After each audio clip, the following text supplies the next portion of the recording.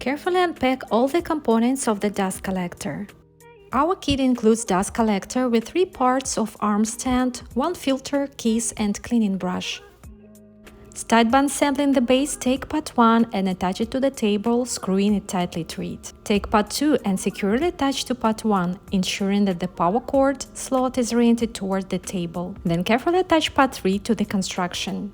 Tighten screws with hex key, avoid over-tightening. Take screwdriver and remove the screw from the dust collector. Attach the dust collector to part 3, reinsert and tighten the screw. 3-red the cord through the flexible slot in part 3. Detach the plastic cover from part 2. Secure the cord with the plastic tile already in place and close the cover. You can adjust tension if you need it.